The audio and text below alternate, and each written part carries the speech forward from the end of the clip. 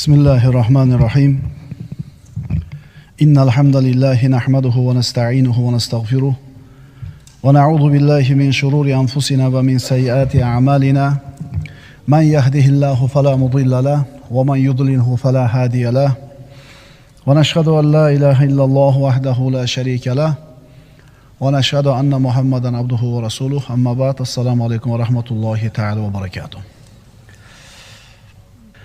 Saodatning sabablari deb nomlanadigan darsimiz bugun 25-sabab. Bugungi mavzuyimiz bir o'zgacha. Yer kurrasini ustunga ko'tarib olma. Yer sharini yelkangga ko'tarib olma. Shunaqa odamlar bor, ichi doim qaynab turadi. Agar aytish mumkin bo'lsa, bunaqalarning ichida 3-jahon urushi doim bir avjida turadi. Nimaga bunaqa deyapmiz? Bunaqa odamlar ko'chada bo'layotgan har bitta voqea, hodisani o'ylab, kallasida, qalbida olib doim asabiylashib yuradi. Bunaqalar o'zlarini o'zi tugatib qo'yadi, tamom qilib qo'yadi. Oshqozon yarasi deysizmi, davleniya deysizmi, sahrni diabet deysizmi, ana shu doimiy suratda tarang yurganligi uchun har bitta bo'layotgan voqeaga bir daraxtni bakidaqa qalbi qaltirab bir ta'sir qilib turganligi uchun shunga o'xshagan kasallarni naq qilib oladi. Narx-navo oshib ketdi, dollar kursi o'ynab turibdi, yomg'ir yog'mayapti, isib ketdi. Yelkasiga yer kurrasini ko'tarib olganda, bunaqa odamning hayoti doim qo'rquvda, sarosimada, xavotirda bo'ladi. Bunday qilishlik insonni tugatib qo'yadi. Shuning uchun birodar, yer kurrasini yelkangga ko'tarib olma. Suvni o'zini oqishiga tashab qo'y. Alloh taolo aytadi: "Yahsabuna kulla sayhatin alayhim." Shu bo'layotgan har qanday shovqin, baqir-chaqirni meni zararimga deb o'ylaydi, vahima qiladi. Shuning uchun birodar, yer kurrasini yelkangga ko'tarib olmagin. Yomon hodisalarni uloqtir, uylab olma, kengroq bo'l. Bo'lgan bo'lmagan narsalarga qo'g'rilaverma. Chunki Allohning aytgani bo'ladi. Bitta yaxshi maslahat bor shu yerda. Mana kechagi darsimizda Anoshervon 2ga bo'ldi ishlarni. Chorasi tadbiri bor ishlar va chorasi tadbiri bo'lmagan ishlar. Sen tadbir qilishing mumkin bo'lgan ishlar bor, o'zgartira olasan. Uni chorasini yaxshilab qil. Endi sen chorasini qila olmaydigan ishlarga sabr qil. Yana bitta yaxshi maslahat bor. Hayotdagi ishlarni 2ga bo'lib olamiz. Birinchisi, siz ta'sir o'tkaza oladigan ishlar, ikkinchisi, siz ta'sir o'tkaza olmaydigan ishlar. Ro'parangizda sizni o'ylantirayotgan, sizni yuragingizga vahima solayotgan, sizni siqayotgan ish. Shu ikkalasidan qaysi biriga to'g'ri keladi? Agar siz ta'sir o'tkaza oladigan ishlar bo'ladigan bo'lsa, imkoningiz boricha tadbirni qiling. Qilib turib yo'q Allohdan deng. Endi agar ikkinchisidan bo'lsa, siz ta'sir o'tkaza olmaydigan ish bo'ladigan bo'lsa, nima qiling? Ular bilan ishingiz bo'lmasin. Ular qaysilar? Ob-havoda qanaqa bo'lishi senga hech qanaqa aloqasi yo'q. Yog'armikin, yog'masmikin? Buday chachib qo'ydim, ozgina yog'armikin, yog'masmikin? Tomgalar solishim kerak edi, yog'may tursa yaxshi bo'lar edi. Sen nima qila olasan? Yana sen ta'sir o'tkaza olmaydigan ishlardan bittasi o'sha valyutani kursi. Endi nima bo'lar ekan? Endi qana bo'lar ekan? Nima bo'ladi? Sen o'zgartira olasanmi? Yo'q, tek qo'y. Suvni o'zini oqishiga tashab qo'y. Siyosatchilar o'rtasida bo'layotgan mojarolar, endi qana bo'lar ekan? Endi nima bo'lar ekan? Sen o'zgartira olmaysanmi? Yelkangga yer sharini ko'tarib olmagin. O'zini oqishiga qarab qo'y. Shunaqa odamlar bor, xuddi bir lata namlikni o'ziga singdirib olgandek, bu odamlar qalbiga mana shunday qo'rquv, vahima, mish-mishlarni singdirib oladi-da, bo'lgan bo'lmagan narsaga asabiylashib, siqilib, bo'g'ilib yashaydi. Har narsaga jazoga tushaveradi. Bunaqa qalb o'zining egasini tamom qilib qo'yadi. Endi bu eslatmalar kimga foyda qiladi? Astagfirullah va zakkir fa inna zikra tanfa'ul mu'minin. Eslatma bering, Qur'on bilan, hadis bilan, shariat hukmi bilan. Zero eslatma mu'minlarga foyda qiladi. Bugun bir narsadan albatta jazoga tushdingiz. Bir narsani o'ylab siqildingiz, nervingiz o'ldi va unga siz hech qanaqa aloqangiz yo'q edi, ta'siringiz yo'q edi. Bo'ldimi shunaqa bitamda? O'ylab ko'ring bugungi kuningizda. Unaqa siz kunimiz yo'q. Albatta nimadandir nima qilamiz? Siqilib bo'g'ilib ketamiz. Bu nasihat birodarlar haqqa ergashganlarga foyda qiladi. Ularning iymonini quvvatli qiladi. Ammo iymoni zaif bo'lgan, iymoni quvvatsiz bo'lgan odamlarga bu nasihatlarda foydasi yo'q, vahimani ustiga vahima qilaveradi. Ammo yuragida iymoni, shijoati bor insonlar bunaqa bir mayda-chuda narsalarga parvo qilmaydi, sobit tura oladi.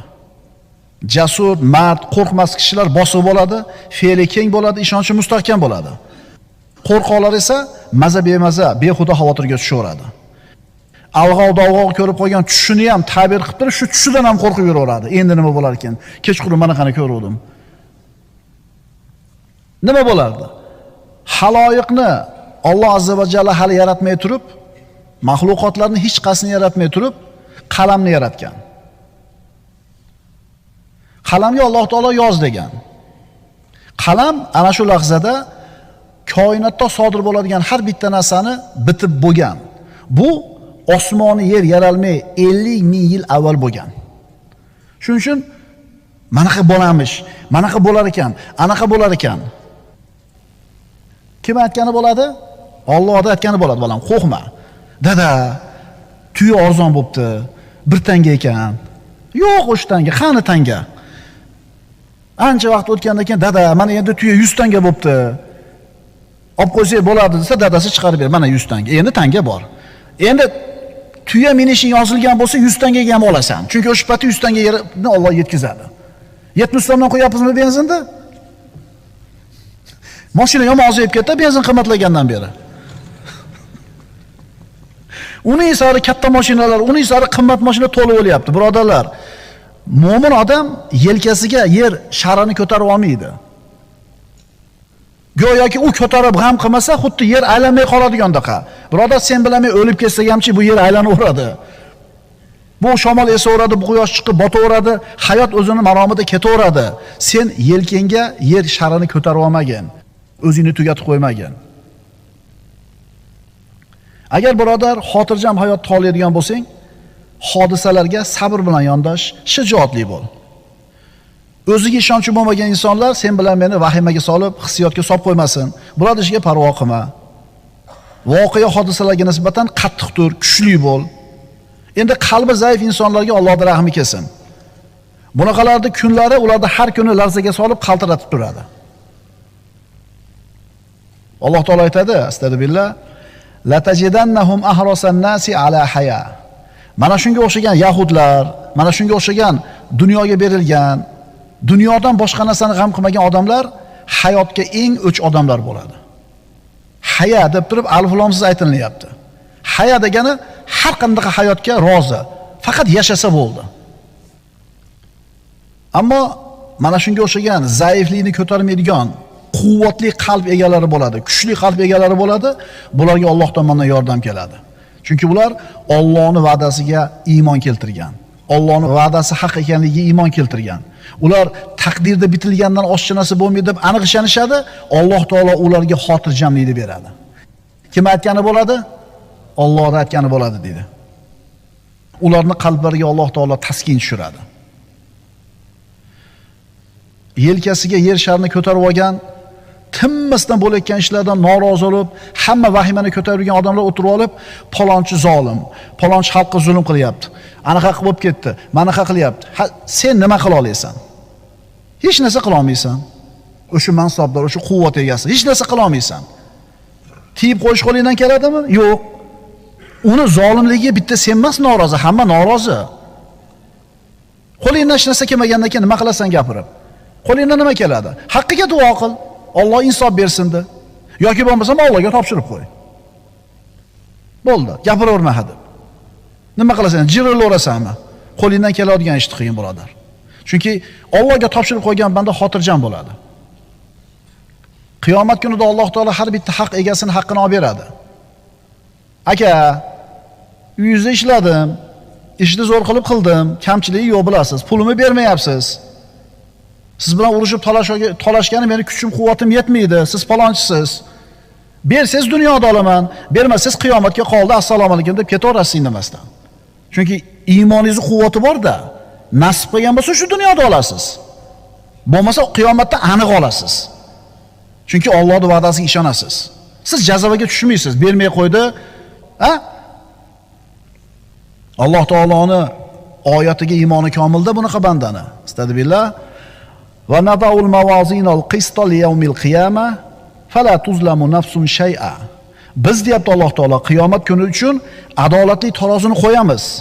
Bas biron jonga zarracha zulm qilinmas. Va kafa bina hasibin. Biz o'zimiz yetarli hisob kitob qilamiz deydi.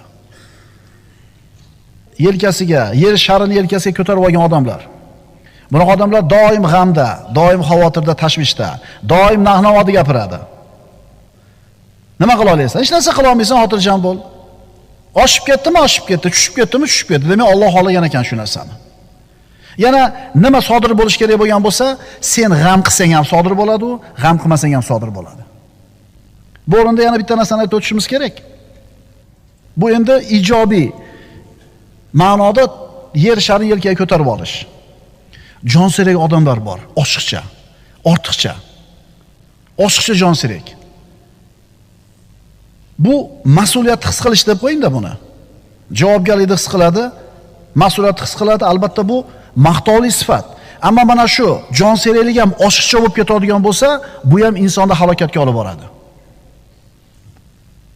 O'zi har qanaqa yaxshi narsa chegarasidan, haddidan oshib ketsa, yomon narsaga aylanib ketishi mumkin. Man zada ala haddihi inqalaba ala ziddihi. Qaysi narsa chegarasidan, haddidan o'tib ketsa, ziddiga aylanadi. Masalan, o'sha beparvo bo'l bu narsalarga deyapmiz, bu ham me'yorida bo'lish kerak. Hamma yo'qqa beparvo bo'lmaydi. Ko'choq yaxshi narsa. Lekin ko'payib kelsa, davleniyang tushib ketadi, uxlaydigan bo'lib qolasan. Og'zingdan suv oqadigan bo'lib qoladi. Demak, ko'choq ham me'yorida bo'lish kerak. Novvochoq yaxshi narsa. Lekin bu ham haddidan oshib ketadigan bo'lsa, burningdan qon oqadigan bo'lib qoladi. Demak, buni ham me'yori bo'lish kerak. Boyagi ancha-muncha ishga parvo qilmaslik, buni ham me'yori bo'lsin. Ancha-muncha narsaga jonsiraklik qilib turishlik, buni ham me'yori bo'lsin. Xullas, hamma narsa nimasida bo'lish kerak ekan? Me'yorda bo'lish kerak ekan. Ishxonada sen bir brigadirsan, ishni nazorat qilib turishing kerak. Men qaramasam kim qaraydi? Men nazorat qilib turmasam anaqa bo'lmaydi, men qaramasam bunday bo'lmaydi. Xullas, bo'yniga olgan. Va'da berdi, vaqtiga boraman dedi. Kechasi bilan uxlolmaydi. Ertaman 6 ga yetib boraman dedi. Jonsirakligi shu darajadaki uxlolmaydi. 5 marta uyg'onadi kechasi bilan. Bormi? Bor. Bo'ldi, 5 kunda bitkizib beraman mashinangizni deydi usta. Harakatni qilyapti, sababni qilyapti, lekin shu darajada jonsirakka svet o'chib qolmasmikin, og'rib qolmasmikinman, boshqa ishim chiqib qolmasmikin, bu haddidan oshib ketish deydilar, birodarlar. Sen qo'lingdan kelgan ishni sababini qil, natijani Allohga topshir, tavakkul qil. Shuning uchun ba'zi ishlar seni toqatingdan tashqaridami? Jonsiraklik ishdir. Ota-onalar farzandlarini kelajagini g'amini qiladi-da, oshiqcha jonsiraklik qilib, hamma narsasini muhayyo qilib beraman deb o'lib tolib yugurib yuradi. Yelkasiga dunyoni ko'tarib oladi. Nevaralarga ham bittadan uchastka qilishni g'amida bo'lib qoladi. Mana shu oshiqcha endi.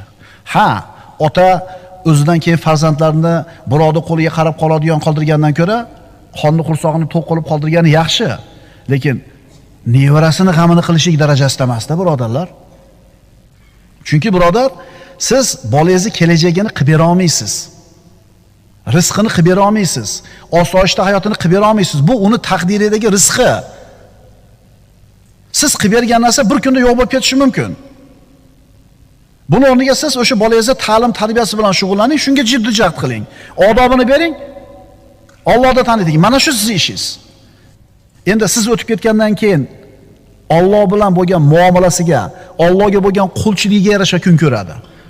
Eslab qolinglar shu qoidani, akalar, ukalar. Otangiz boy.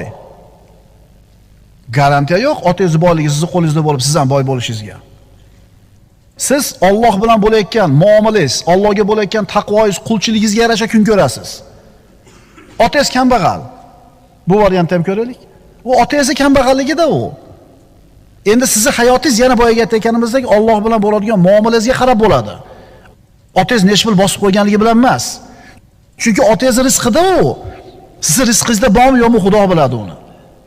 Shuning uchun birodar, bola chaqam, nevaram deb yer kurrasini yelkangizga ortib olmang. Yana ahli ilmlarni oling, domlalarni oling. Shunaqa bir jon serakki, jon serakligidan yoshlar yo'ldan adashib ketyapti, oldanib qolyapti, tarbiyasi buzilyapti, ota-onasiga tikka gapirib, ota-onasiga oq bo'lib qolganligini bilmayapti, kattalarga nisbatan behurmat, ulamolarga nisbatan bepisat bo'lib qolganda bir bezillab, shunaqa bir jon serak qiladiki, oshiqcha jon serakligidan infarkt bo'lib qolishga keladi. Insult bo'lib qolishga keladi. Shunaqa birodarimizga nasihatimiz, birodar, sen qo'lingdan kelganicha harakat qilding, aytding, tushuntirding, o'rgatding, dalilni keltirding, misolni keltirding, hayotdagi bo'layotgan ishlar ko'rsatib qo'yding. Shundan keyin ham aynib ketdimi? Tamom. Demak, uni taqdiri shu ekan, siqilma. Aytding, deding, yillar davomida o'qitding, o'rgatding, baribir aynidimi? Demak, aynish kerak ekan. Xazon sipohiga ey, bog'ibon emas moni. Nima degani bu? Xazon sipohiga ey, bog'ibon emas moni. Bog'ibon qayerga bog' qilishlikni tanlaydi. Yerni tanlash uning ixtiyorida. Qaysi daraxtlarni ko'chirishlik uning ixtiyorida. Orasini qancha ekadi, qachon suv qo'yadi, qaysi shoxini qoldirib, qaysinisini putaydi. Uni ishi shu. Bog'ni o'stirdi. Katta bog'ga aylandi, meva berishni boshladi.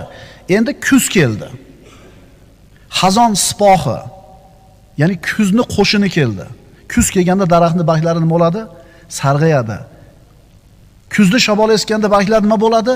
To'kiladi. Shuning uchun aytayapti bu yerda. Xazon sipohi kelganida, ey bog'bon emas moni, hech narsa qila olmaydi. Kuz keldi, barg sarg'ayadi, hech narsa qila olmaydi. Shabadasi keladi, bargni to'kadi, bog'bon hech narsa qila olmaydi. Shuning uchun domlalar shogirdlariga xuddi shu boqqa muomala qilgandek ko'chirib, suv quyib, parvarish qilib, tarbiyalab, mevaga kirgizib turgan paytda mana shunday bir musibatlar, mana shunday bir fitnalarni kuzi kelganda barglari sarg'ayib to'kilib ketar ekan. Endi bu domla nima qilish kerak ekan? Demak, shuna bo'lish kerak ekan deydi-da, keyingi daraxt bilan ishlab ketaverar ekan. Shuning uchun shunday bo'ldimi? Demak, shunaqa bo'lish kerak ekan. O'sha odamning taqdiri shunaqa ekan, ishingni davom ettiraver, yer kurrasini yelkangga ko'tarib olma. Bu ish seni qo'lingdan kelmaydi. Chunki Alloh taolo Muhammad alayhisalomga aytayapti. Astagfirullah. Va ma aktharun nasi walau harasta bi mu'minin. Ey Muhammad alayhisalom, ey Muhammad alayhisalom, siz har qancha haris bo'lmang, har qancha xohlamang, odamlarning ko'plari mo'min bo'lmaydi. Agar faqatgina da'vatchini da'vatiga bog'liq bo'lganida bir odamning iymonga kelishi, Muhammad alayhisalom atrofidagilar hammasi iymonli bo'lish kerak edi. Abu Talib, payg'ambarimiz sollallohu alayhi vasallamning amakisi, Rasulullohni 8 yoshidan qaramog'iga olgan. Payg'ambar bo'lgandan keyin himoyasiga olgan. Shu kishi Rasulullohning da'vati natijasida ham kalima keltira olmadi-yu. Demak, bu yerda payg'ambarimiz sollallohu alayhi vasallam amakisi iymonsiz holda ketganligini ko'rib, qattiq qayg'uga tushganida Alloh taolo nima dedi? Innaka la tahdi man ahbabta walakinalloha yahdi man yasha. Ey Muhammad alayhisalom, siz o'zingiz xohlagan bandalarni, yaxshi ko'rgan bandalarni hidoyatga boshlay olmaysiz. Alloh hidoyat qiladi. Sen birodar hammani tuzatib yuborishga mas'ul emassan. Sen imkoning doirasidagi kuching yetadigan ishga javobgarsan, o'zingga rahim qil.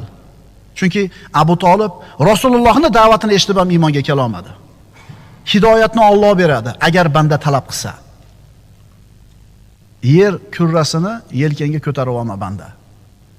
Ro'paringda turgan ishlar ikki xil bo'ladi. Sen ta'sir o'tkaza oladigan ishlar, sen ta'sir o'tkaza olmaydigan ishlar. Sen ta'sir o'tkazadigan ishlarga qo'lingdan kelgan sababni qil, natijasini Allohga topshir. Endi sen ta'sir o'tkaza olmaydigan ishlarda Allohga havola qilib qo'y. Saodatning 25-sababi yer kurrasini ustunga ko'tarib olma. Aqulu qawli hada va astagfirulloh li va lakum. Assalomu alaykum va rahmatulloh. Bismillahirrahmanirrahim. Innal hamdalillahi nahmaduhu va nasta'inuhu va nastaghfiruh va na'udzu billahi min shururi anfusina va min sayyiati a'malina. من يهده الله فلا مضل له ومن يضلله فلا هادي له ونشهد أن لا إله إلا الله وحده لا شريك له ونشهد أن محمدا عبده ورسوله أما بعد السلام عليكم ورحمة الله تعالى وبركاته. Saodatning sabablari deb nomlangan darsimizni bugun 26-si. 26-sabab arzimagan narsalar seni sindirmasin. Oliy himmat bo'l. Mayda narsalarga parvo qilma.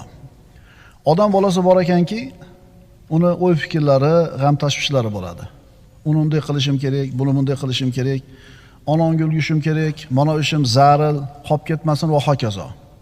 Xullas mana shu seni birodar tashvishga soladigan ishlar, arzigulik ishlar ham bor, arzimaydigan ishlar ham bor. Ya'ni tashvish qilishga arziydigan muhim ishlar bor va arzimagan mayda-chuda amallar bor. Ayrim odamlar ana shunday bir arzimas mayda narsalar bilan aqllari band bo'ladi. G'am qilib kallasiga kiyib ko'tarib yurgan narsalar o'zi aslida bunga arziydigan ishlar bo'lmaydi. Ya'ni bu mayda narsalarni kallasiga ko'tarib yurgan odamlar himmati past odamlar deyiladi. Himmatsiz odam deyiladi. Bizni o'zbek tilimizda himmat desa faqatgina saxovat tushuniladi. Bu deydi oliy himmat odam desa, to'g'ri shu ehson qiladigan saxovat pesha odam tushuniladi. Lekin o'zi aslida himmat degan so'z nima o'zi himmat? Bir himmat qilib oling deydi. Bu degan ozgina ehson qilib oling deganida. Himmat degani oliy maqsadni oldiga qo'yishlik. Mana shu oliy himmat inson qanaqa bo'ladi?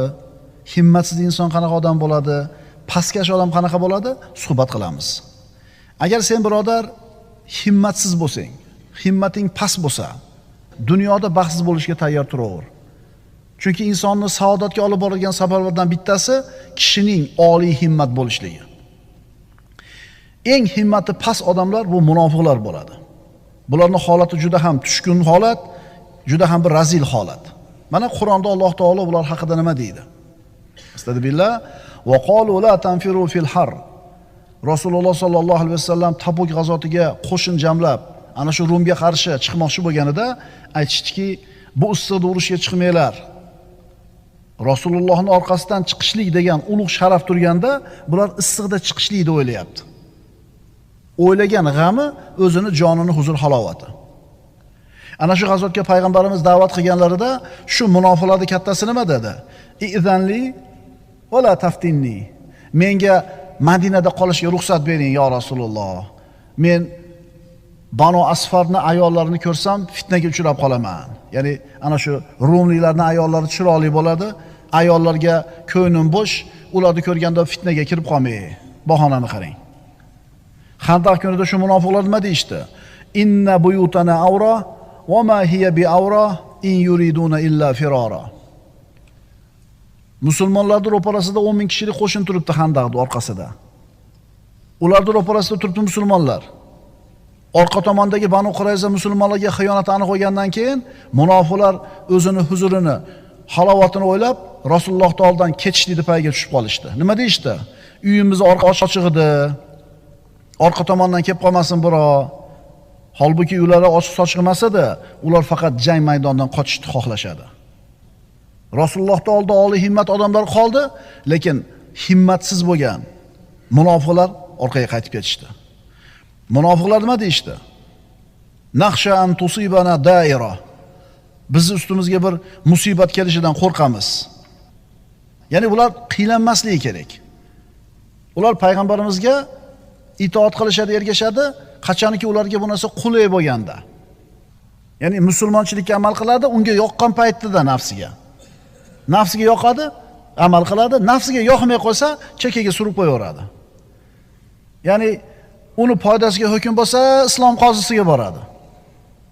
Agar uni foydasiga bo'lmasa, islom qozisiga bormaydi. Birodarlar, munofiqlar eng himmati past bo'lgan odamlar bo'ladi. Bu munofiqlar faqat o'zini huzur halovatini o'ylagan. Uyi, joyi, qorni qursog'i, huzur halovati. Tamom. Boshqa narsa yo'q. Biz oramizda ham shunaqa odamlar yo'q emas. Birovga foydasi tegmaydi. Birovning bir mushkulasini hal qilishga bir harakat qilmaydi. Jamiyatda bir foydasini o'ylash yo'q. Yo'q. Bunaqa ma'nolardan uzoq. menga tegmanglar, men ham tegmayman. Men tinch qo'yinglar. Himmatsiz odam. Menga nima deydi-yu? Bo'lyapti, mahalladan oturish bo'lyapti, aroq sotilyapti.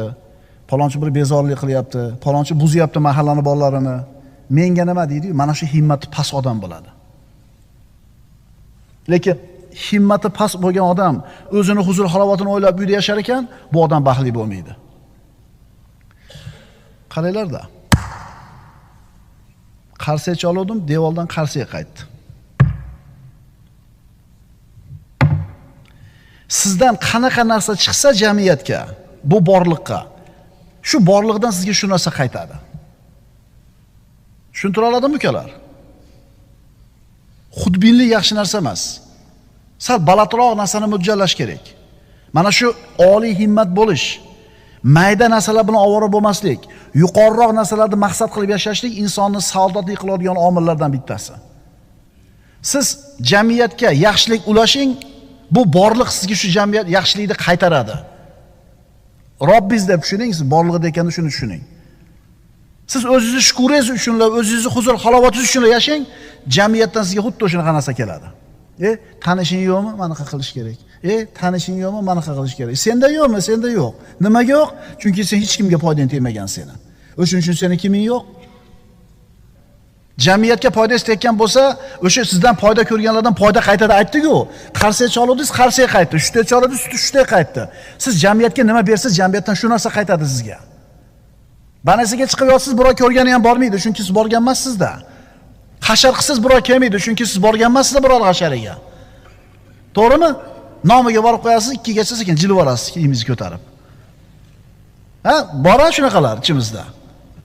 Bunaqa odamlarda bor tashvishi, hozir aytganimizdek, yeyishi huzur halovati. Bunaqalar haqiqiy bechora odamlar. Bunaqa odamlarda bor g'ami o'zini huzur halovati, qonni qursog'i, idish tovog'i, uyi hangoma xasilari xolos. Bunaqalar ko'zlarini ibrat osmoniga qaratmaydi. Fazilat yulduzlariga hargiz nazar solmaydi. Qaramaysizmi sahobalarni, tobiinlarni, ulug' insonlarni hayotini dini uchun, xalqi uchun, mamlakati uchun, vatani uchun bergan, Alloh taolo bularning ismlarini qiyomatgacha zikr qilinadigan qilib qo'ydi. Melish narsalar bilan ovora bo'lib qolishlik. Mashinasi $10,000 mashina. $20,000 sarfladim mashinaga deydi. Yangi olgan mashinasi $10,000 mashina, bir oyda ichida 20,000 sarfladi. Nima emish? Shaharda bitta bo'lib yursinmish. Himmat qarang.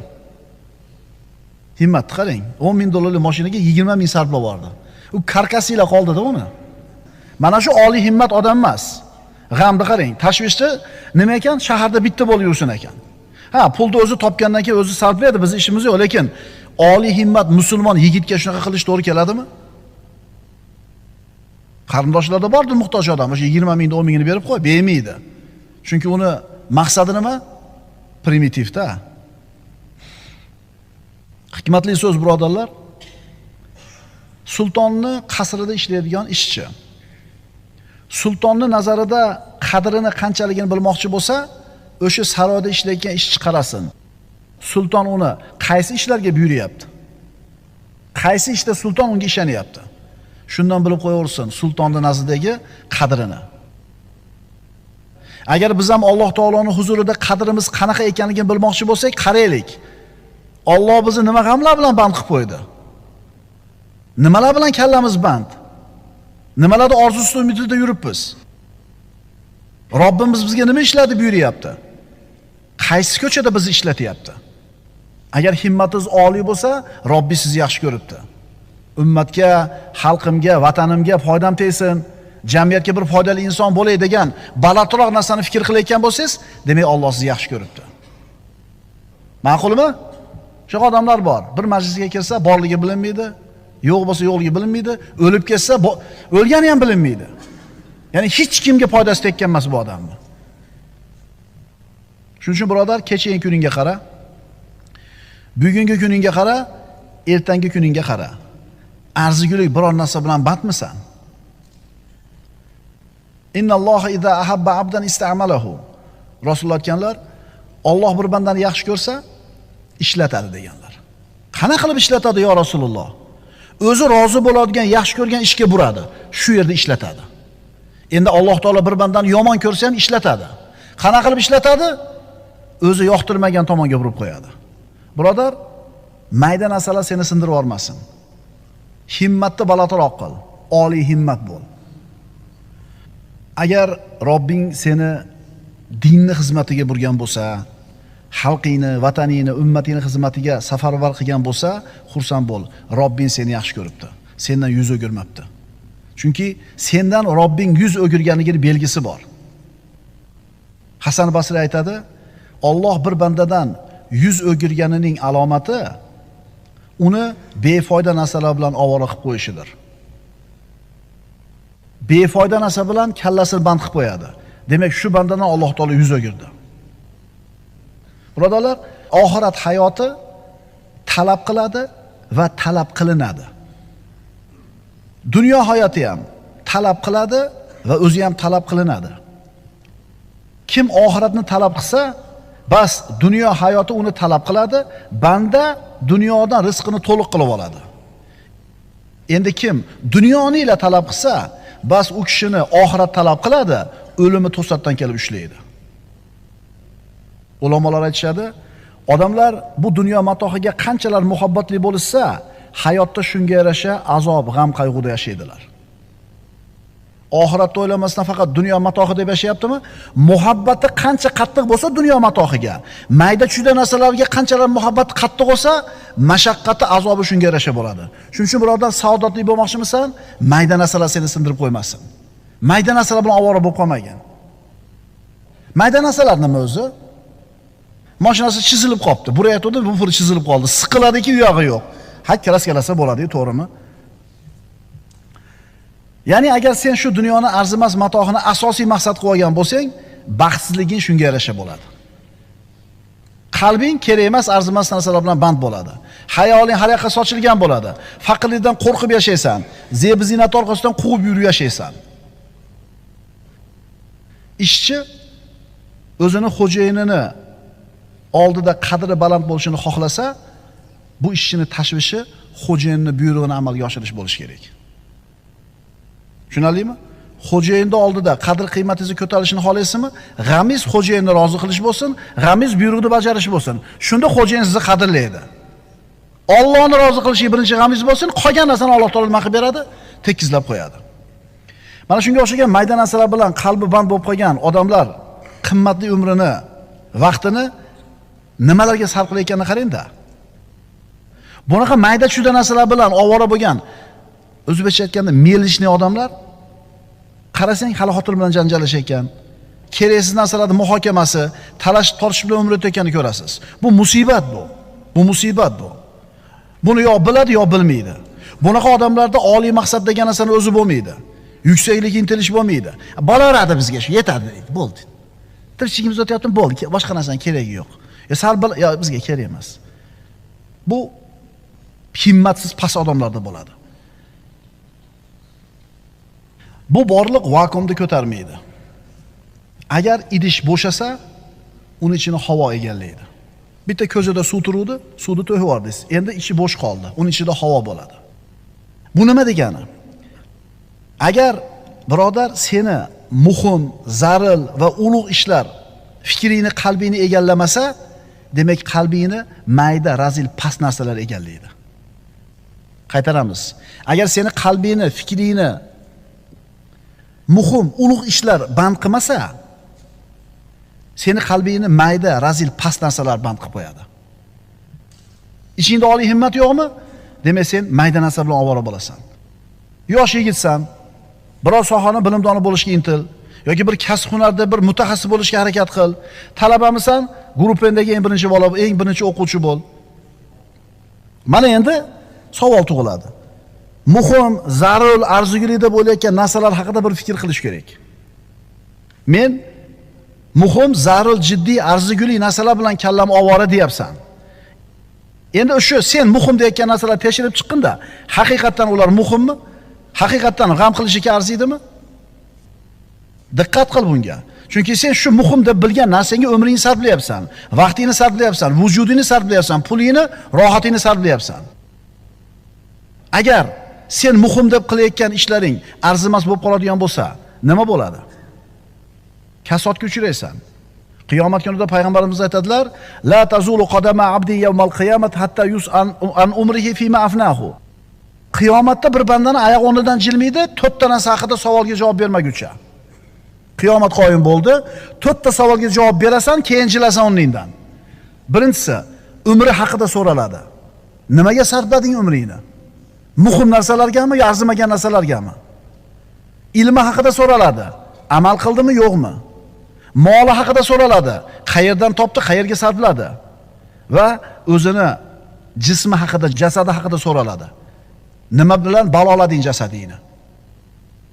Shuning uchun birodarlar, biz qaysi narsa muhim, qaysi narsa muhim emas ajratib olishimiz kerak.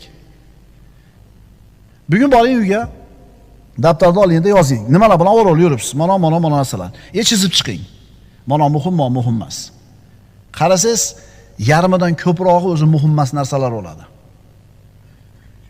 Qaysi ishlar muhim emas masalan? Ya, domla biz hammasi muhim, biz muhim emas. Futbolga ballashinglar bormi? Bor. Futboldagi natijaga qarab siqilib bo'g'ilishlik muhimmi, muhim emasmi? Nimaga muhim emas? Uxlamay ko'rasizlar-ku. Muhimmi shu, muhim emasmi? Siqiladi, svet o'chib qoldi. Srochniy diviziyaga olib kelish kerak. Liga Chempionat finali bo'lardi. Yigitlar, qaranglar-da, muhim emas ish juda ham ko'p bizda. Va mana shu muhim emas narsalar bilan ovora bo'layotganimiz bizni baxtsiz qiladi. Himmat nima? Himmat bu qalb amali. Himmat insonni harakatga keltiradigan ichki kuch. Insonni harakatga keltiradigan ichki kuch. Himmat insonning ichki quvvati. Endi mana shu himmat yo oliy bo'ladi yo past bo'ladi. Bu quvvat kuchli bo'ladi yoki zaif bo'ladi. Solihlardan biri aytadiki, himmatingni saqla. Albatta u hamma narsaning boshlanishi. Agar himmating to'g'ri bo'lsa va sen u himmatingga sodiq bo'lsang, qolgan hamma amaling to'g'ri bo'ladi. Himmating bormi ishingda deydi. Ya'ni yuragingda bir o'ting, shijoating bormi deganida. Yuragida shijoati, himmati bor odamlar inevest tasha oladi. Yuragida himmati, quvvati bor odamlar sport zalga postoyanli bora oladi. Himmati oliy bo'lgan insonlar bo'ldi, to'xtatdim dedi. Qorinni yarmi to'ldi, bo'ldi, to'xtatdim dedi. Oliy himmat insonlar qila oladi. Ya'ni ichki quvvati borda. Aytdik yo'q, himmat nima desa insonni harakatga keltiradigan ichki quvvati, ichki kuchi. To'xtata olmayaptimi? Demak, himmati yo'q buni. Himmat degan so'z tushundinglarmi ukalar endi? Himmat faqat nima emas ekan? O'zi avvalambor o'g'li bolaga birinchi navbatda ibrat bo'ladigan odam bu uni otasi bo'ladi. Xususan bir 10 yashargacha o'g'il bola uchun eng birinchi odam ibrat, ota. Agar ota oliy himmat bo'lsa, shijoatli bo'lsa, shu bir g'ayrati, ichki quvvati bo'lsa, haligindan ko'ra o'rganadi. To'g'rimi? Yotadi ota. Oliy himmat inson qanaqa bo'ladi? O'sha mayda narsalar bilan ovora bo'lmaydigan odam. Oliy himmat inson bekor o'tgan umriga nadomat chekadi. Bugun o'tdi, bir pora Qur'onni qo'ya olmadi. Bugun kun o'tdi, birovga bir yaxshilik qila olmadi, zikr qila olmadi, ibodat qila olmadi. Oliy himmat inson qanaqa bo'ladi? Past narsalarga ko'nmaydi. Ikkinchi sort bo'lishga ko'nmaydi. Doim birinchi bo'lishga intiladi. Boshqalar uchun xayol bo'lgan narsa u uchun yengil bo'ladi. Oliy himmat insonlar nodir bo'ladi. Ko'p bo'lmaydi bunaqalar. Payg'ambarimiz aytadilar: "Tajiduna nasa ka ibli mi'a." Odamlar xuddi 100 ta tuyaga o'xshaydi. Bir to'p 100 ta tuya. La yajidu rajulu fiha rohilatan. Mingani bitta rohilasini topolmaydi odam deydi. Odam ko'p, lekin himmati bor ekan. Oliy himmat inson jannatdan boshqa narsaga rozi bo'lmaydi. Oliy himmat inson o'zini qadrini yaxshi biladi. Kibr emas, g'urur emas, o'zini qadrini biladi. O'zini xor qiladigan o'ringa qo'ymaydi. Oliy himmat inson o'zini obro'yini, o'zini sharafini, o'zini mehnatini ustiga quradi. Nasl nasabiga, dadasini avtoritetiga, palonchini jiyani ekanligiga emas. Tushunarlimi? Men palonchini o'g'liman. Men palonchini jiyaniman. O'sha odam himmati yo'q odam. Oliy himmat inson o'zini sharafini, obro'yini, o'zining mehnatini ustiga quradi. O'zinikida. Dadasini puli bilan, dadasini obro'yi bilan obro' orttirib olganlar bor. Ferrari 18 yoshli yigit eshikni ochib olib oyog'ini tushirib o'tiribdi, kalitni o'ynatib. Hamma ko'rib turib 18 yoshli yigit Ferrari minib olibdi. Hamma qiziqyapti, qanaqa tijorat qilar ekan. 18 yoshda Ferrariga ega bo'libdi. Ferrari nech pul o'zi?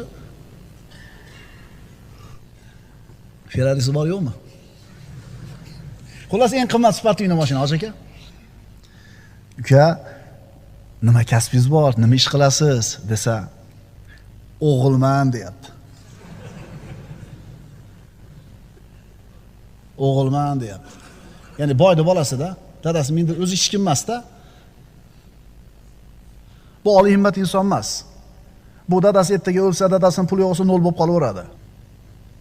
Shuning uchun yigitlar, haqiqiy oliy himmat o'g'il bola men palonchini o'g'liman deb kekkamaydi.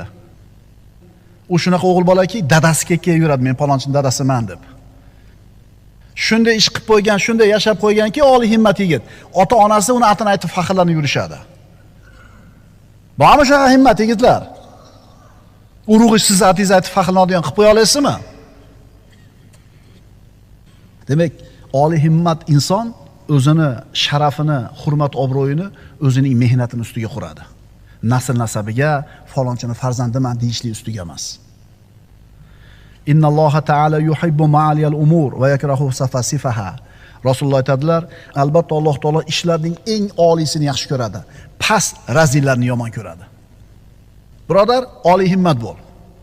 Hayotda seni past narsalar sindirib qo'ymasin. Unaqa mayda-chuyda narsalar bilan kallangni, qalbingni band qilma. Oliy himmat insonlar hamma ishida himmati baland bo'ladi. Ilm talabida ham himmati baland. Ibodatida ham, haqni talab qilishda ham, Allohga da'vat qilishda ham, kasb-korda ham hammadan oldin bo'lishga harakat qiladi. Oliy himmat insonlar. Endi insonning himmatini pasaytirib yuboradigan narsalar ham bor. Insonning himmatini ko'taradigan narsalar ham bor. Himmatingizni yuksaltiradigan sabablar: ilm, basirat, oxiratni unutmaslik, o'limni eslashlik, duo, oliy himmat insonlar bilan hamsuhbat bo'lish, solih insonlar majlisida nasihatlarga quloq tutish. Shularni eshitgan, mana himmatinglar ko'tarildimi ozgina? Ilm majlisi bo'ldi-da. Ilm majlisi bo'ldi-da. Himmat ko'tarildimi? Payg'ambarimiz sollallohu alayhi vasallam Hudaybiya kunida mana Quraysh bilan sulhga kelishganlar. Umra qilgani keldilar, Quraysh kirgizmadi. Hudaybiya degan joyda Rasululloh Quraysh bilan sulhga keldi. Hudaybiya sulhi. Rasululloh sollallohu alayhi vasallamga Hudaybiya kunida u zot bilan kelgan 1400 odam qo'liga qo'yib bay'at berishdi. Agar Quraysh bilan jang bo'ladigan bo'lsa, tashlab ketmaysizlar. 1400 odam bay'at berdi. Ular ana shu bay'atlari bilan Allohning roziligiga erishdi. Laqad radiyallohu anil mu'minina iz yubayyi'unaka tahta ash-shajara. Ana shu daraxt ostida sizga bay'at berganlardan Alloh rozi bo'ldi dedi Alloh Qur'onida. Ular muhimi mana shu joyda. Urush bo'ladimi, bo'lmaydimi muhim emas. Muhimi, eng asosiysi Allohga bergan va'dasining ustidan chiqish. Boshqa narsa muhim emas. Issiq bo'ladimi, sovuq bo'ladimi, bay'atda turaylik dedi. Ana shu 1400 odamning ichida bitta odam kelgan edi munofiqlardan. U bay'at bermadi. O'zini qizil tuyasi bor edi, tuyasini g'ami bilan yurdi, tuyasini orqasidan yurdi. Tuyasini yo'qotib qo'ymaslik kerak. Urush bo'lib ketadigan bo'lsa, tuyasi chiqib ketmasin qo'lidan. G'amni qarang. 1400 odam payg'ambarga bergan va'dasida turishlik g'am qilib turibdi, bu tuyasini g'amini qilyapti. Endi nima bo'ldi? Tarixda Rizvon bay'ati deb nomlangan mana shu bay'at tamom bo'lgandan keyin payg'ambarimiz aytdilar, mana shu daraxt ostida bay'at berganlar jannatga kiradi, hammasi, faqat qizil tuya egasi kirmaydi. Ko'rdingizmi? Tuyasini g'amini qildi, mayda narsani g'amini qildi, jannatdan mahrum bo'ldi. Ulamolar aytishadi, Allohni rozi qilaman degan bandaga himmat kerak, ilm kerak. Himmat nima qiladi? Himmat harakatga boshlaydi, yuksaltiradi. Ilm esa uni yo'lini to'g'rilab turadi. Oliy himmat insonlar uchun odamlar xayol qilayotgan narsa bugungi haqiqat bo'ladi. Odamlar, "O, bo'larmikin" degan odamlar turganda bu shu narsani qilib qo'yadi. Shuning uchun birodar, ishlaringni bir tekshirib chiq. Sen ular bilan ovora bo'lishingga arziydimi? Agar arzimaydigan ekanini topsang, ularni tasha. Shunda sen g'am tashvishlaring kamayib, o'zingni baxtiyor va xursand his qilasan. Saodatning 26-sababi arzimagan narsalar seni sindirmasin, oliy himmat bo'l.